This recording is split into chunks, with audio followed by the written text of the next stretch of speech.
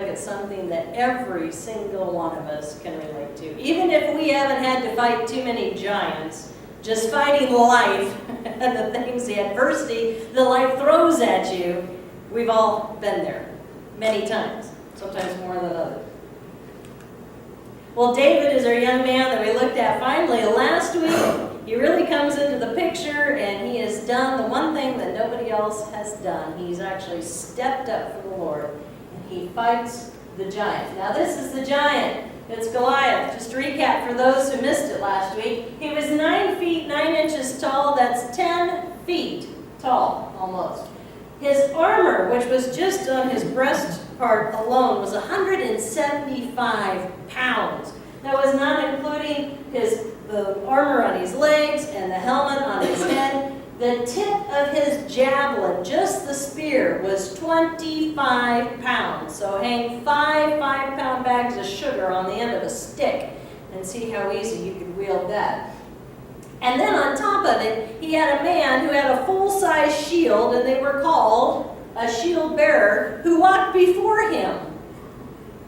He doesn't seem quite so fierce, does he, hiding behind all that armor? But the only place, now this, of course, picture is not correct, because he had all his armor on, but the only place that was not protected was right here in the forehead, the only vulnerable spot. And that is what David took advantage of. Now, David had skill, don't get me wrong, but David had the Lord, and God fought the battle. It only took one stone, a heart for God, and a sling of faith to bring that giant down. Now, I wanted to do a comparison, because I think this is so crucial to everything that's going to be coming up. We hear that David was a man after God's own heart. Saul started out that way. Saul started out humble. Saul was chosen as the first king, but then something happens along the way. Saul's pride starts kicking in over the humility.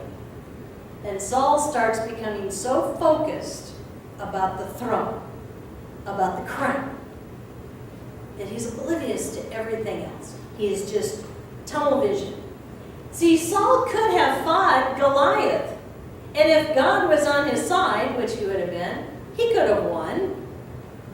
But Saul was too worried about losing his position as the king to even risk going out against the giant. If you remember from a couple of weeks ago, when Saul started fighting the battle, who did he send in first? His son Jonathan. Now let me ask you as parents, and especially dads, if you were fighting with your son, would you push them off into battle first? No. A loving father would go first. Not Saul. He kept pushing Jonathan off all the time, and Jonathan came back successful, but again, he was worried about his position. He was worried about the throne. And then, of course, he does several things of disobedience, and finally it comes to the point where Samuel says, God tells him, the throne has been completely ripped from you. But it doesn't happen right away. That's what I love, because Saul has been given so many opportunities to change his ways. Saul could have been obedient. Saul could have really begged to have God, the Spirit of God, come back to him. Saul could have said, you know what? I am going to think of you, and I'm going to worry about what matters to you. And he could have gone after the giant, but he didn't. He wanted to save his own neck. So then here we have David. And the difference between David was, since he had a heart of God, he was concerned with what God's concerned with. When that giant started saying blasphemous things, when he started profaning the word of God, that hit David to the core, to the point where he didn't care what happened to him. That giant was coming down, and he knew it, because that was not the right thing to do. Did it bother Saul? No. He was just looking at, oh my gosh, if somebody goes against this guy and loses, we have to forfeit. David took the risk. He relied on God. And he accepted the answer to the prayer that he got. So we have our unlikely hero. The smaller, younger guy against the great big giant, but the giant fell. And the Israelites triumphed. So David has become, now we're coming up to today, David has become the true hero And as we read from the scriptures, what did the women sing? They said, Saul has slain thousands, but David has slain tens of thousands. Now, when you read the scriptures, David was sent off to a lot more battles, wasn't he?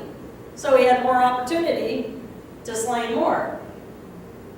But with Saul's pride, did that sit very well? No, he was not happy at all, because David was winning the favor. Now, this is where the battle rages with Saul, because Saul loved David. From the very beginning, he loved him. He knew the Spirit of the Lord was with him. He soothed him when the evil spirit came about. He was his armor bearer, and now he's his head of his military, and he's the hero. But the voice in the back of his head keeps saying, watch out. He's going to take your throne. He's a threat. Keep a close eye on him. It's not sitting too well. Well, David, though, has been there. He was not just loved by Saul. The whole family fell in love with him. And in fact, this is Jonathan over here on the far left. Jonathan, as we read, they loved each other so much they became soulmates. Have you ever experienced a friendship like that?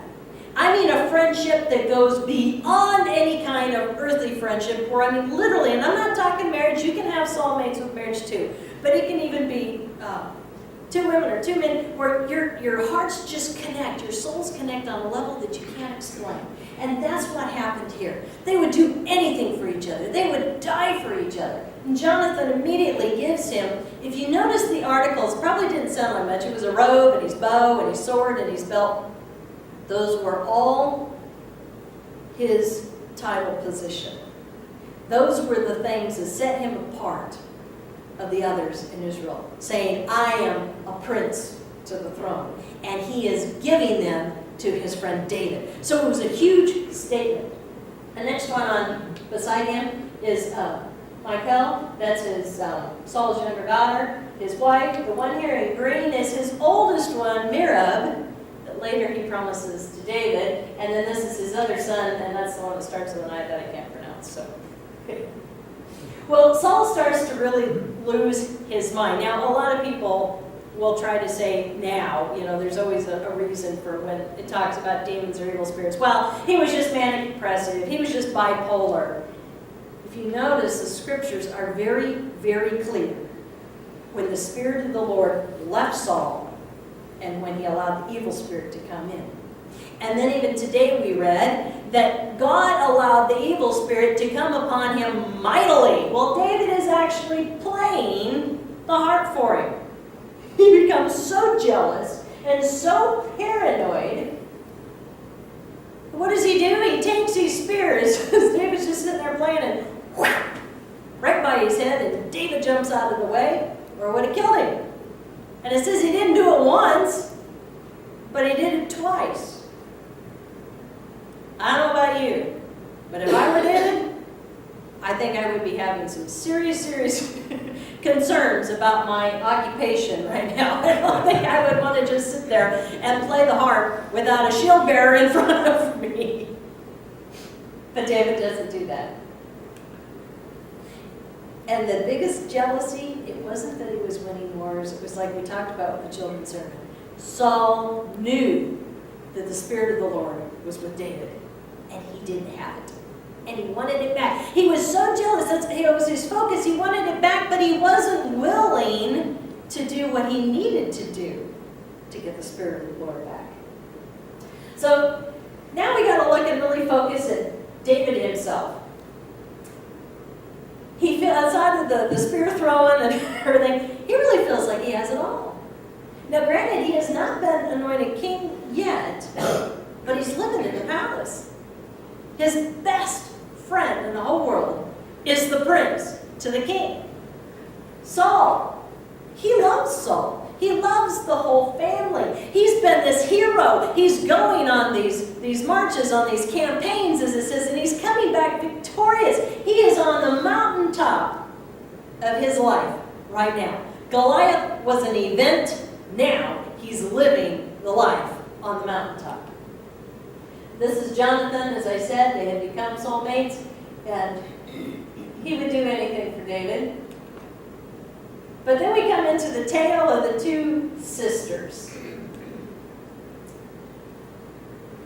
Saul says to David, I'm going to give you my oldest daughter, Merab. Now, if you remember when David, before he fought Goliath, he was going around asking the people, what will happen to the man who defeats Goliath? One of the things was that he was going to get a daughter of the king. David knew this. But yet, after he defeated Goliath, did he get the daughter? No. He still had to continue to serve him, and he still had to continue to fight battles and battles. So finally, Saul says, to sweeten the pot, to get him to do a little more after he's getting more paranoid, he says, if you will fight valiantly for me, if you will go to battle against the Philistines, then I will give you my oldest daughter. Why did he do it? Because he didn't want to kill David. Obviously, he couldn't do it. Because he had just washed his hands of it, thinking that surely the Philistines would kill David for him, and problem solved. Well, it didn't happen. David went and he fought valiantly, and he came back victorious. So what does Saul do? He decides at the last minute to abruptly marry off his daughter to another. Men, how would you feel if you had somebody you were going to marry?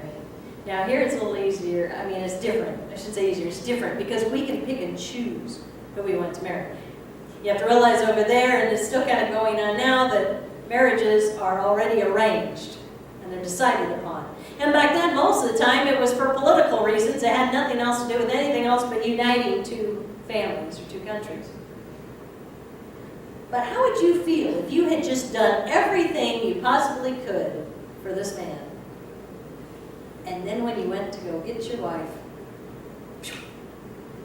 she was ripped right out from under you. This reminds me of another story. Do you remember a young man named Jacob, his dad, who went to work for his uncle, Laban? And he was told he fell in love with Rachel, and he wanted Rachel in the worst way. And at the wedding, who was there that he married? Was it Rachel? No. She had been whisked away and was Rachel's sister Leah. And then he was told, if you do this for another 7 years, I will give you Rachel. I think this sounds a lot like it, don't you? What would you be asking God at this point? Yeah, what's going on? What am I supposed to do? What more can I do? I've done everything that he's asked. I've done everything you've asked. And yet, I got the short end of the stick. But God's not done. Because the younger sister, Michal, she actually is in very much love with David. And David loves her too. And so Saul sees this, though, as another opportunity to keep David close. So he does the impossible thing. He tells him that for the normal bride price, you have to pay that. But in addition to that, he wants 100 Philistine foreskins because he thinks there's no way that is not going to happen. They will kill David.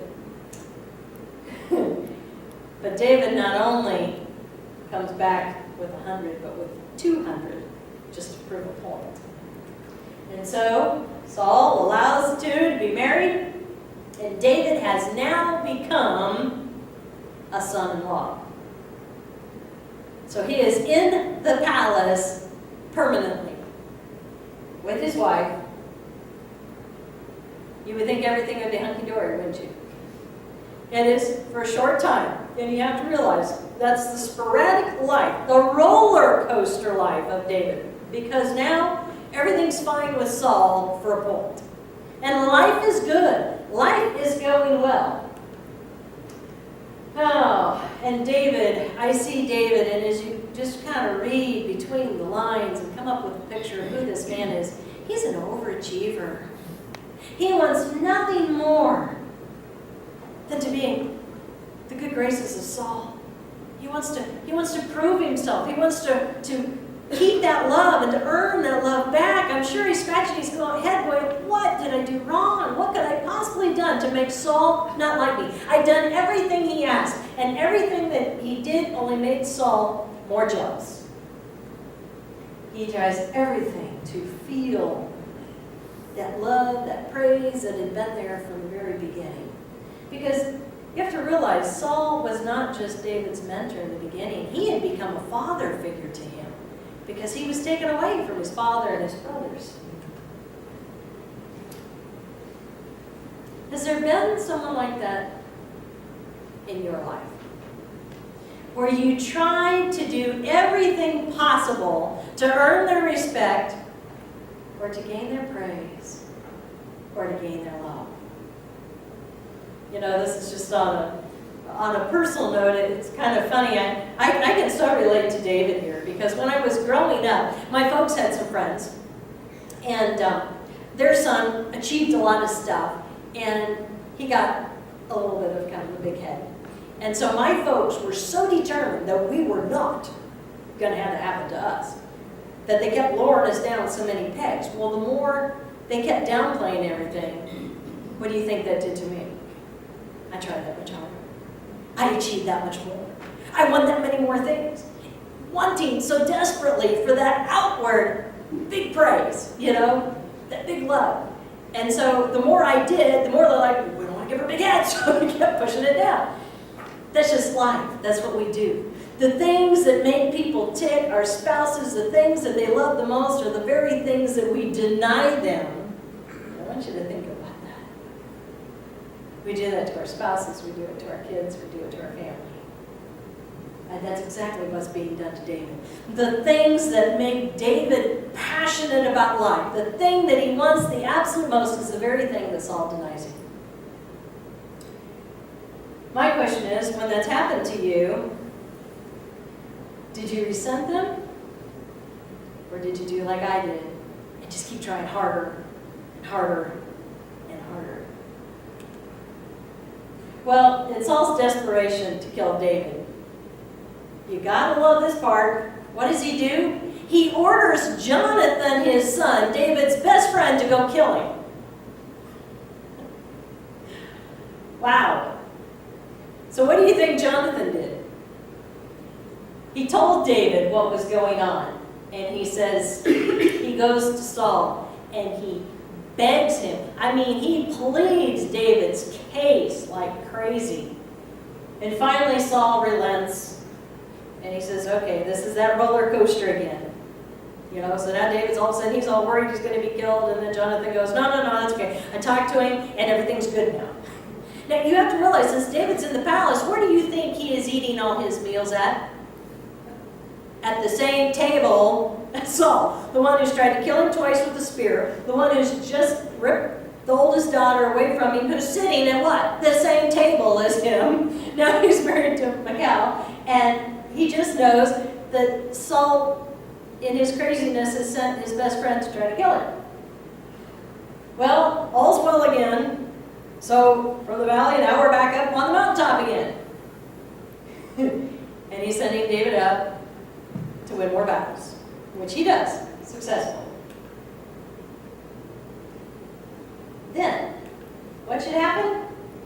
Well, one night, servants come to Michal, and they tell her that Saul is planning to send his guards to their bedroom chamber that night to grab David and kill him.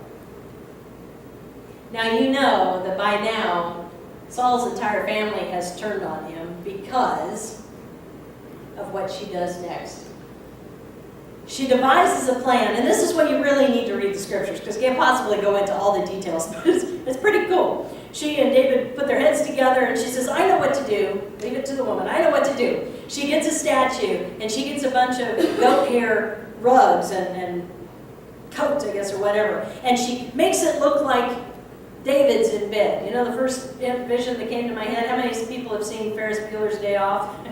If you remember back from the 80s, same thing. So when they bust through, they see, and she says, oh, no, David's sick. You have to go. He's resting. Well, they won't take no for an answer, and they go over and they grab the covers, and lo and behold, David's gone. So she helps him escape.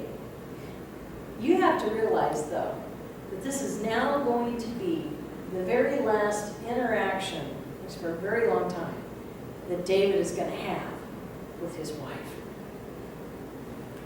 Because when he takes off, he talks to Jonathan, and Jonathan says, I'm going to go talk to him again. I'll see if I can get him to change his mind and realize that you're not trying to do anything. And David says, okay, I'll tell you what, we're going to have a rendezvous spot. And what I want you to do is you come back in the morning. Or I think in the scriptures he was to shoot an arrow, and he was to talk to him and say, if Saul has relented, you come get me and I will go back. If he has not, then he knows he has to leave forever. If you were Jonathan, how would you like to be the one to tell your very best friend in the world that you can never see him again? Jonathan goes that night and he talks to Saul, and Saul is completely off of his rocker, and he has only one thing in mind, and that is killing David. There is no talking him out. So now Jonathan has to go, knowing that he is never going to get to see his friend again if he wants him to stay alive. If you read that part in the scriptures, it's very emotional. It is very heart-wrenching, that interaction. David, without having a clue what to do, where to go to, because he can't go home, because Saul knows where he lives. So he decides, I'm going to go to Samuel. If you remember from like the second sermon, after Samuel had told Saul that the throne had been ripped away from him, Saul went so crazy, Samuel wanted nothing to do with him again, and he never saw him again until he died. And so, but he's still alive, and David goes to Samuel, who he's only living not too far away.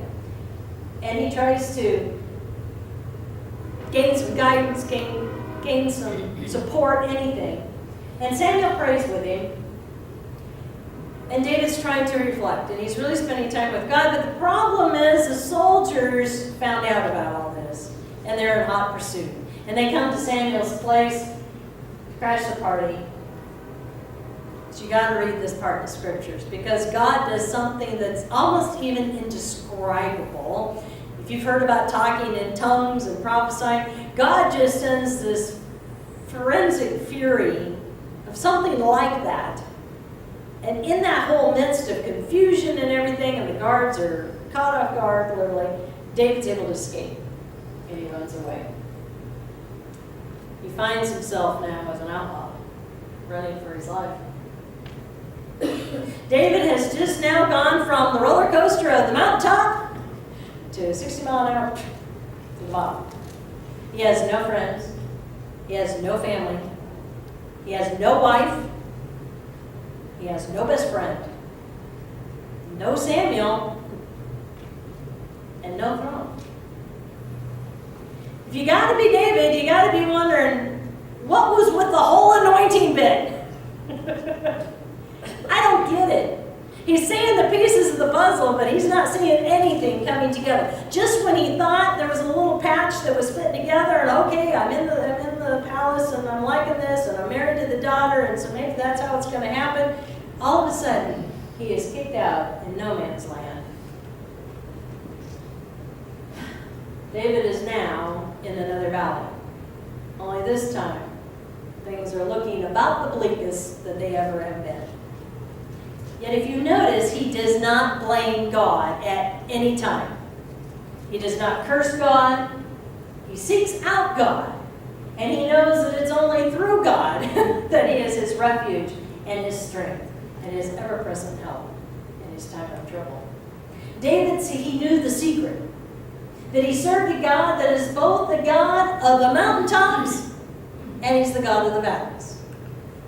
But most importantly, he knew that it was through the adversity of life.